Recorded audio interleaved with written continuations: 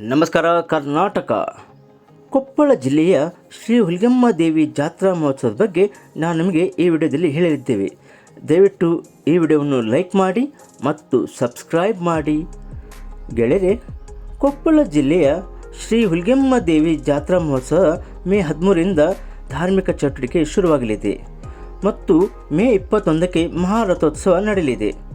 ಇನ್ನು ಉತ್ತರ ಕರ್ನಾಟಕದ ಪ್ರಮುಖ ಜಾತ್ರೆಗಳಲ್ಲಿ ಒಂದಾದ ಕೊಪ್ಪಳ ತಾಲೂಕಿನ ಮುಂಡ್ರಾಬಾದ್ ಶ್ರೀ ಹುಲಿಗೆಮ್ಮ ದೇವಿ ದೇವಸ್ಥಾನದಲ್ಲಿ 2025ನೇ ಸಾಲಿನ ಜಾತ್ರಾ ಮಹೋತ್ಸವವು ಮೇ 13ರಿಂದ 24ರವರೆಗೆ ಪ್ರಮುಖ ಧಾರ್ಮಿಕ ಕಾರ್ಯಕ್ರಮಗಳು ಜರುಗಲಿವೆ.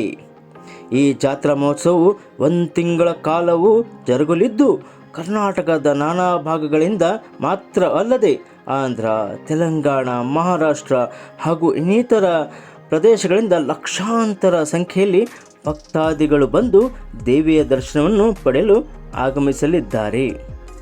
ಇನ್ನು ಶ್ರೀ ಹುಲಿಗೆಮ್ಮ ದೇವಿ ದೇವಸ್ಥಾನ 2025ರ ವಾರ್ಷಿಕ ಜಾತ್ರಾ ಮಹೋತ್ಸವದ ನಿಮಿತ್ತ ಮಹಾರಥೋತ್ಸವ ಮೇ 21ರಂದು ಸಂಜೆ 5:30ಕ್ಕೆ ನಡೆಯಲಿದೆ. ಈ ಜಾತ್ರಾ ಮಹೋತ್ಸವ ನೋಡಲು ತುಂಬ ಅದ್ಭುತವಾಗಿರುತ್ತದೆ. ಇನ್ನು ಜಾತ್ರೆಯ ಪ್ರಯುಕ್ತ ವಿವಿಧ ಧಾರ್ಮಿಕ ಕಾರ್ಯಕ್ರಮಗಳು ಜರುಗಲಿವೆ. ಹುಲಿಗಿಯ ಶ್ರೀ ಹುಲಿಗೆಮ್ಮ ದೇವಿ ಜಾತ್ರಾ ಮಹೋತ್ಸವ ಭಾಗವಾಗಿ ವಿವಿಧ ಧಾರ್ಮಿಕ ಚಟುವಟಿಕೆಗಳು ಮೇ 13ರಿಂದ ಪ್ರಾರಂಭವಾಗಲಿದ್ದು ಇದಕ್ಕಾಗಿ ಸಕಲ ಸಿದ್ಧತೆಗಳನ್ನು ಮಾಡಿಕೊಳ್ಳಲಾಗುತ್ತಿದೆ. ಇನ್ನು ಸರ್ಕಾರವು ಶ್ರೀ ಹುಲಿಗೆಮ್ಮ ದೇವಿ ದೇವಸ್ಥಾನದ ಸಮಗ್ರ ಅಭಿವೃದ್ಧಿ ದೃಷ್ಟಿಯಿಂದ ಶ್ರೀ ಹುಲಿಗೆಮ್ಮ ದೇವಿ ಕ್ಷೇತ್ರ ಅಭಿವೃದ್ಧಿ ಪ್ರಾಧಿಕಾರ ರಚನೆ ಮಾಡಿದೆ. ಶ್ರೀ ಹುಲಿಗೆಮ್ಮ ದೇವಿ ಕ್ಷೇತ್ರ ಅಭಿವೃದ್ಧಿ ಪ್ರಾಧಿಕಾರ ರಚನೆ ಆಗಿರೋದ್ರಿಂದ ಈ ಬಾರಿ ಜಾತ್ರಾ ಮಹೋತ್ಸವವನ್ನು ಭಕ್ತಾದಿಗಳಿಗೆ ಸಕಲ ಸೌಲಭ್ಯಗಳನ್ನು ಕಲ್ಪಿಸಿ ಅದ್ಧೂರಿಯಾಗಿ ಜಾತ್ರಾ ಮಹೋತ್ಸವವನ್ನು ಕೈಗೊಳ್ಳಲು ಉದ್ದೇಶಿಸಲಾಗಿದೆ. ಇನ್ನು ಜಾತ್ರಾ ಮಹೋತ್ಸವಕ್ಕೆ ಆಗಮಿಸುವ ಭಕ್ತಾದಿಗಳಿಗೆ ಪ್ರತಿನಿತ್ಯವೂ ಪ್ರಸಾದದ ವ್ಯವಸ್ಥೆಯನ್ನು ಮಾಡಲು ಕ್ರಮವಹಿಸಲಾಗಿದೆ. ಮೇ 12ರಿಂದ 1 ತಿಂಗಳ ಕಾಲ ಬೆಳಗ್ಗೆ 10 ಗಂಟೆಯಿಂದ ರಾತ್ರಿಯ ತನಕ ನಿರಂತರ ದಾಸೋಹ ಸೇವೆ ಇರಲಿದೆ ಎಂದು ಹೇಳಲಾಗುತ್ತಿದೆ. ಇನ್ನು ಬಸ್ಸು, ರೈಲು ಸೇವೆ ಕೂಡ ನಿಮಗೆ ಸಿಗಲಿದೆ. ಜಾತ್ರೆಗೆ ವಿವಿಧೆಡೆಯಿಂದ ಭಕ್ತಾದಿಗಳು ಆಗಮಿಸಲಿದ್ದು KRTCಯವರು ಹೆಚ್ಚಿನ ಸಂಖ್ಯೆಯ ಬಸ್ ವ್ಯವಸ್ಥೆಯನ್ನು ಕಲ್ಪಿಸಿಕೊಡಬೇಕೆಂದು ಹೇಳಲಾಗುತ್ತಿದೆ. ಬಸ್ಗಳ ಮೇಲೆ ಜಿಲ್ಲೆಯ ಪ್ರವಾಸೋದ್ಯಮ ಸ್ಥಳಗಳ ಜಾಗೃತಿ ಪೋಸ್ಟರ್ಗಳನ್ನು ಬಿತ್ತರಿಸಬೇಕು ಎಂದು ಹೇಳಲಾಗುತ್ತಿದೆ. ಇನ್ನು ಜಾತ್ರಾ ಸಮಯದಲ್ಲಿ ತಡೆರಹಿತ ರೈಲುಗಳನ್ನು ಕೂಡ ಮುಂಡ್ರಾಬಾದ್ ರೈಲು ನಿಲ್ದಾಣದಲ್ಲಿ ನಿಲುಗಡೆ ಮತ್ತು ಗೂಡ್ಸ್ ರೈಲುಗಳ ಸಂಚಾರಕ್ಕೆ ತಾತ್ಕಾಲಿಕ ತಡೆ ಕುರಿತಂತೆ ಹುಬ್ಬಳ್ಳಿ ರೈಲ್ವೆಗೆ ಪತ್ರ ಬರೆದು ಕ್ರಮ ಕೈಗೊಳ್ಳಬೇಕೆಂದು ಹೇಳಲಾಗುತ್ತಿದೆ.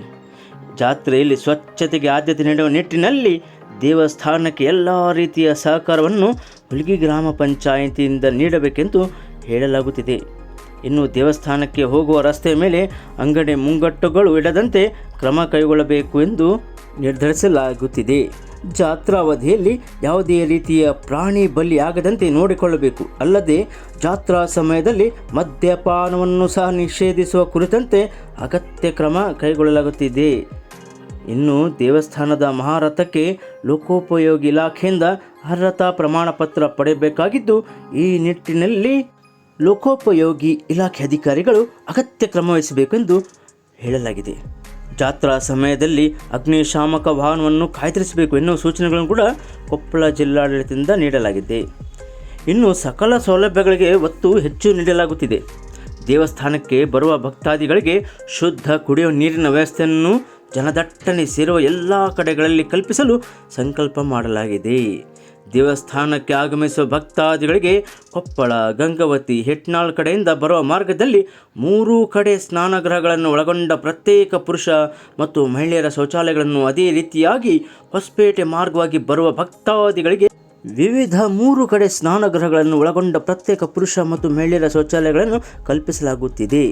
ಈ ಬಾರಿ ಪ್ರಥಮ ಬಾರಿಗೆ ದೇವಸ್ಥಾನಕ್ಕೆ ಆಗಮಿಸುವ ಭಕ್ತಾದಿಗಳಿಗೆ ಸಾರಿಗೆ ವ್ಯವಸ್ಥೆಯನ್ನು ದೇವಸ್ಥಾನದ ಸಮೀಪ ತಲುಪುವಂತೆ ದೇವಸ್ಥಾನದ ಎಡಭಾಗ ಮತ್ತು ಬಲಭಾಗದ ಖಾಸಗಿ ಹೊಲಗಳಲ್ಲಿ ತಾತ್ಕಾಲಿಕ ರಸ್ತೆಗಳನ್ನು ನಿರ್ಮಿಸಿ ಸರ್ಕಾರಿ ಬಸ್ಸುಗಳಿಗೆ ಹಾಗೂ ಖಾಸಗಿ ಬಸ್ಸುಗಳಿಗೆ ಪಾರ್ಕಿಂಗ್ ವ್ಯವಸ್ಥೆ ಕಲ್ಪಿಸಲಾಗುತ್ತಿದೆ. ಇನ್ನು ದೇವಸ್ಥಾನದಲ್ಲಿ ಪ್ರಥಮ ಬಾರಿಗೆ ದೇವಸ್ಥಾನಕ್ಕೆ ಸೇರಿದ ವಿವಿಧ ಎಲ್ಲ ಕಡೆಗೆ CC ಕ್ಯಾಮೆರಾಗಳನ್ನು ಅಳವಡಿಸಲು ಉದ್ದೇಶಿಸಲಾಗಿದೆ.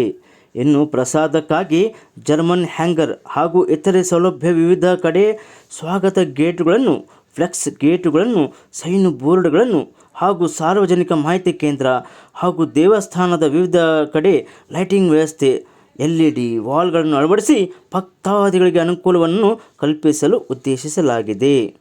ಇನ್ನು ದೇವಾಲಯಕ್ಕೆ ಪ್ರತ್ಯೇಕ ವೆಬ್ಸೈಟ್ ಹಾಗೂ ಸಾಮಾಜಿಕ ಜಾಲತಾಣಗಳನ್ನು ಅಳವಡಿಸಿ ಭಕ್ತಾದಿಗಳಿಗೆ ದೇವಸ್ಥಾನದಲ್ಲಿ ಜರುಗುವ ಧಾರ್ಮಿಕ ಕಾರ್ಯಕ್ರಮಗಳನ್ನು ನೇರವಾಗಿ ನೋಡಲು ಅನುಕೂಲವನ್ನು ಕಲ್ಪಿಸಲಾಗುತ್ತಿದೆ.